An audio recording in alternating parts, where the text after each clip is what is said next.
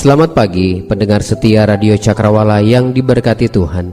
Salam jumpa kembali dalam kasih dan anugerah Allah bagi kehidupan kita, setiap orang yang berserah penuh hanya kepadanya.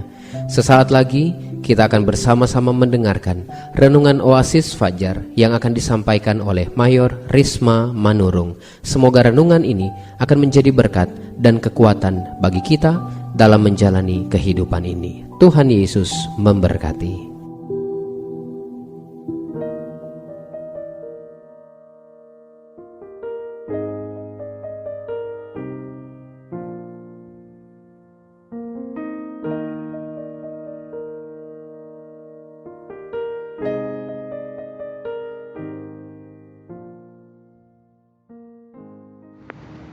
Haleluya, selamat pagi pendengar Radio Cakrawala yang diberkati Tuhan, dimanapun saudara berada saat ini. Puji Tuhan, kita berjumpa lagi dalam program Oasis Fajar. Mari kita mendengar pembacaan Alkitab yang menjadi perenungan kita hari ini. Injil Lukas 9 ayat 10 sampai ayat yang ke-17, demikian firman Tuhan. Yesus memberi makan 5.000 orang. Sekembalinya rasul-rasul itu menceritakan kepada Yesus apa yang telah mereka kerjakan. Lalu Yesus membawa mereka dan menyingkir ke sebuah kota yang bernama Betsaida, sehingga hanya mereka saja bersama dia. Akan tetapi orang banyak mengetahuinya, lalu mengikuti dia. Ia menerima mereka dan berkata-kata kepada mereka tentang kerajaan Allah, dan ia menyembuhkan orang-orang yang memerlukan penyembuhan. Pada waktu hari mulai malam, datanglah ke-12 muridnya kepadanya dan berkata, "Suruhlah orang banyak itu pergi, supaya mereka pergi ke desa-desa dan kampung-kampung sekitar ini untuk mencari tempat penginapan dan makanan, karena di sini kita berada di tempat yang sunyi." Tetapi ia berkata kepada mereka, "Kamu harus memberi mereka makan." Mereka menjawab, "Yang ada pada kami tidak lebih daripada 5 roti dan 2 ikan, kecuali kalau kami pergi membeli makanan untuk semua orang banyak ini." Sebab di situ ada kira-kira 5.000 orang laki-laki.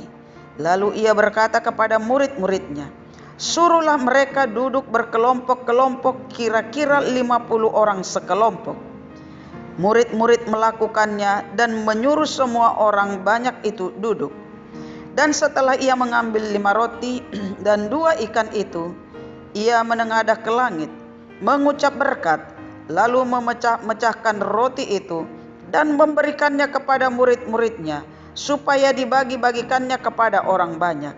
Dan mereka semuanya makan sampai kenyang. Kemudian dikumpulkan potongan-potongan roti yang sisa sebanyak 12 bakul. Tema kita pada pagi hari ini, Yesus sumber segala jawaban. Dalam mencari pertolongan, kita sering datang pada orang yang salah, dan kita tidak pergi kepada alamat yang tepat dan yang sanggup memenuhi kebutuhan kita. Yesus Kristus adalah alamat yang tepat bagi kebutuhan pertolongan. Dia sumber segala sesuatu. Dia segalanya bagi manusia.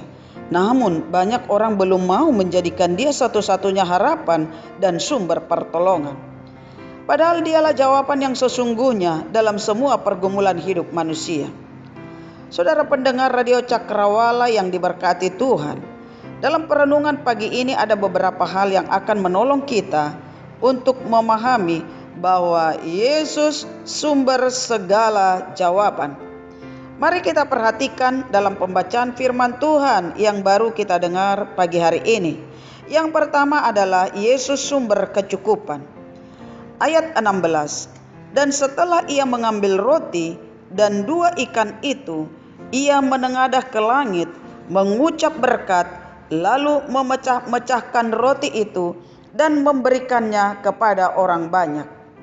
Ia mencukupi kebutuhan banyak orang dengan 5 roti dan 2 ikan. Hitungan manusia 5 tambah 2 sama dengan 7, sesuatu yang mustahil kalau 5 roti dan 2 ikan untuk 5.000 orang. Manusia selalu memakai akal dan perhitungan pikirannya.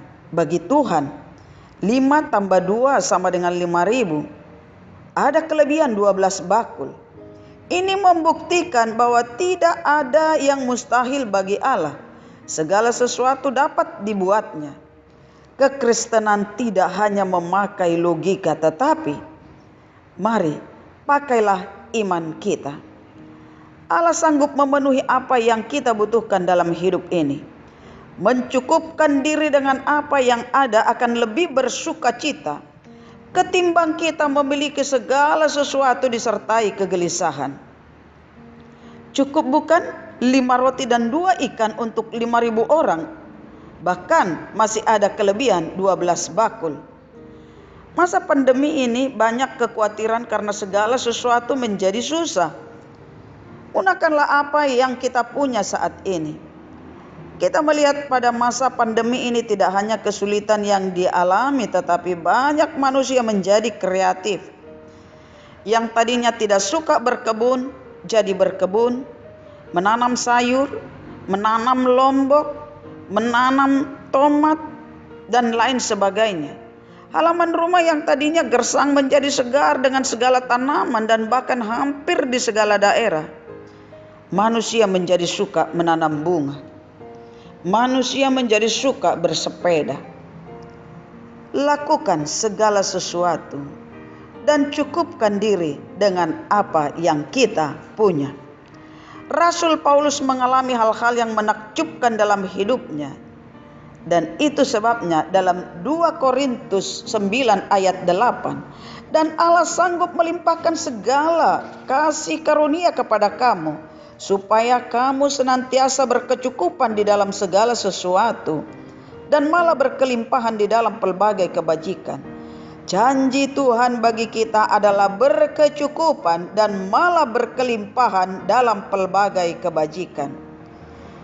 Yang kedua, Yesus adalah sumber kesederhanaan. Ayat 16, dan setelah ia mengambil roti dan 2 ikan itu, ia menengadah ke langit, mengucap berkat, lalu memecah-mecahkan roti itu dan memberikannya kepada orang banyak. Yesus memberi teladan dan pelajaran baik bagi kita tentang kesederhanaan. Yesus menerima 5 roti dan 2 ikan tanpa bersungut-sungut, tetapi mengucap syukur. Menerima segala sesuatu dengan syukur, tidak bersungut-sungut. Mintalah berkat dari Tuhan untuk apa yang kita punya saat ini.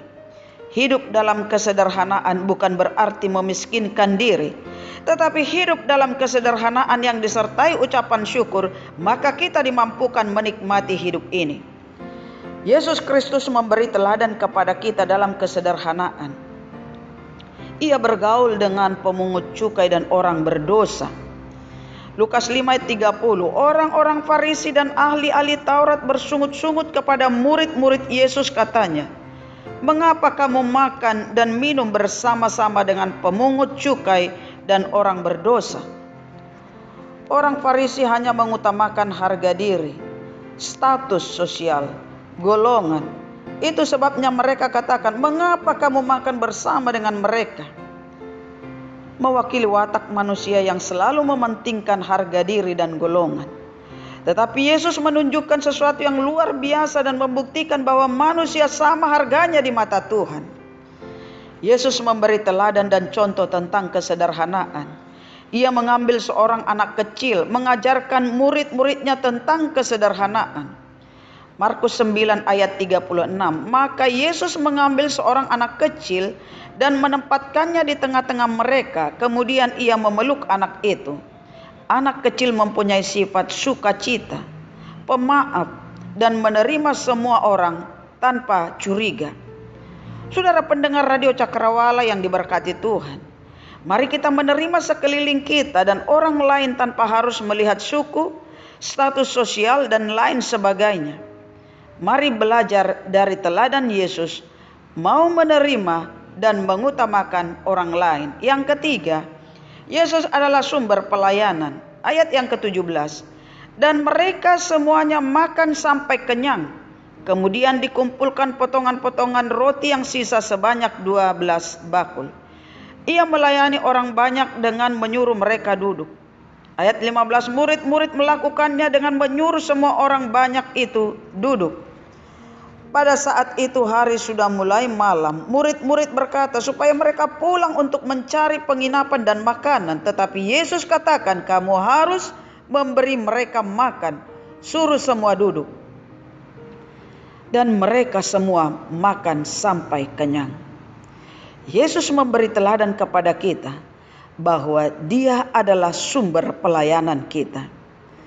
Ia mengambil handuk dan melap kaki murid-muridnya. Yohanes 13 ayat 4 sampai ayat yang kelima. Lalu bangunlah Yesus dan menanggalkan jubahnya. Ia mengambil sehelai kain lenan dan mengikatkannya pada pinggangnya. Kemudian ia menuangkan air ke dalam sebuah basi dan mulai membasuh kaki murid-muridnya, lalu menyekanya dengan kain yang terikat pada pinggangnya. Yesus memberi pelajaran dan teladan yang baik bagi pengikutnya. Dia yang adalah Tuhan melakukan pekerjaan yang tidak seharusnya dilakukan seorang raja yang besar. Kita sebagai pengikutnya, semakin tinggi ilmu dan kedudukan kita, hendaknya kita mampu menundukkan diri kita dan hati kita untuk melakukan pekerjaan dan tanggung jawab kita. Namun dalam kenyataannya, kebanyakan manusia baru sedikit mengetahui susah untuk menundukkan diri dan hatinya. Yesus memberi teladan bagi kita. Yesus datang bukan untuk dilayani, tetapi melayani. Matius 20 ayat 28. Sama seperti anak manusia datang bukan untuk dilayani, melainkan untuk melayani dan untuk memberikan nyawanya menjadi tebusan bagi banyak orang. Mari kita belajar mengutamakan kepentingan orang lain dan menekan ego kita. Yang keempat, Yesus sumber kekuatan.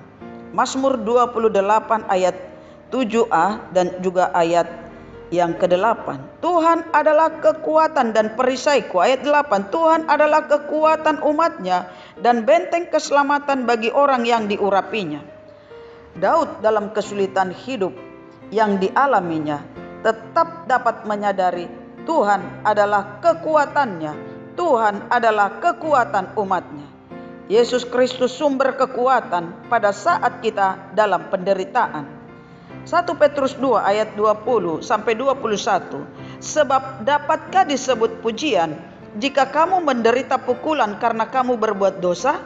Tetapi jika kamu berbuat baik dan karena itu kamu harus menderita, maka itu adalah kasih karunia Allah. Sebab untuk itulah kamu dipanggil, karena Kristus pun telah menderita untuk kamu dan telah meninggalkan teladan bagimu, supaya kamu mengikuti jejaknya.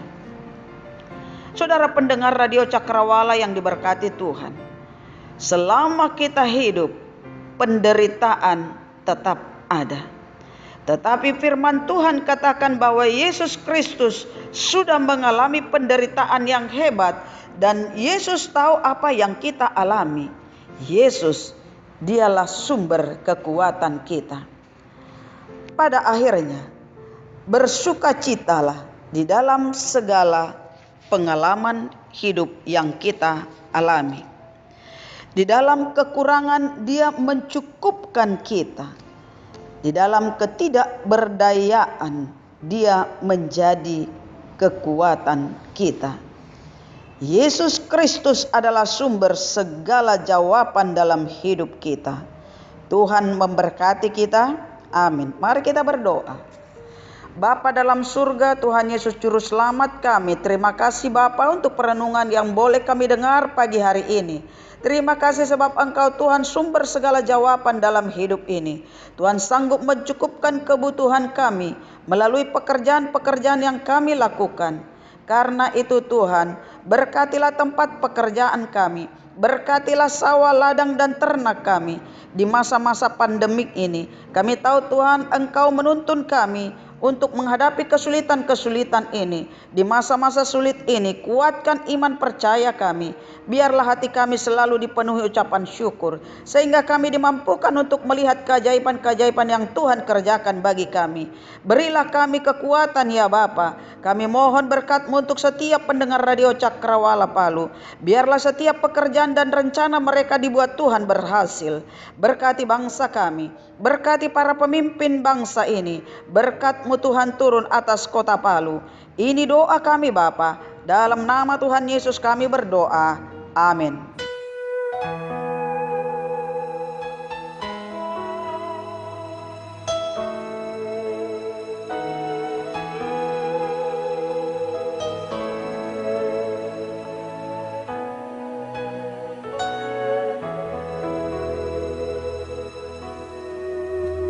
Kala ku cari damai, hanya ku dapat dalam Yesus.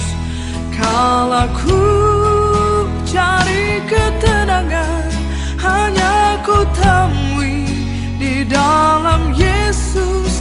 Tak satu pun dapat menghiburku, tak seorang pun dapat menolongku. Hanya Yesus jawaban hidupku.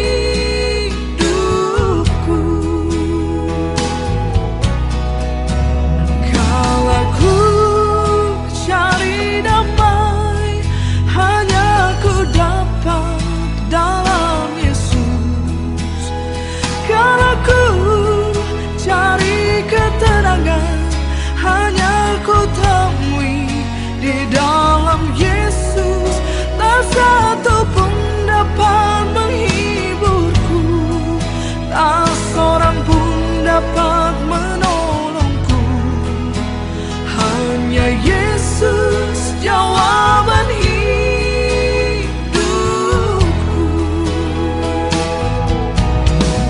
Bersama Dia hatiku damai, walau dalam lembah kekelaman. Bersama Dia hatiku tenang, walau hidup penuh tantangan. Tak satu pun dapat menghiburku, tak seorang pun dapat menolongku. Hanya Yesus jawaban hidupku.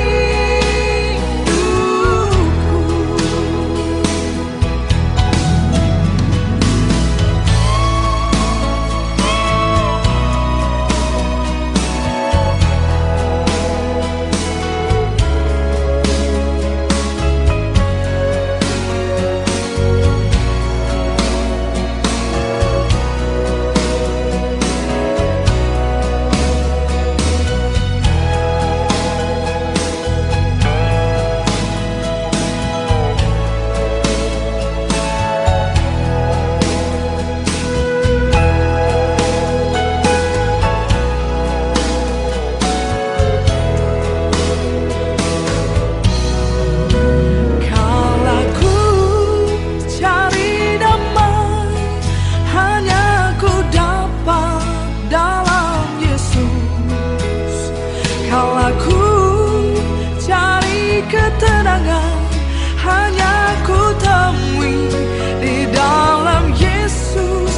Tak satu pun dapat menghiburku, tak seorang pun dapat menolongku. Hanya Yesus jawaban hidupku.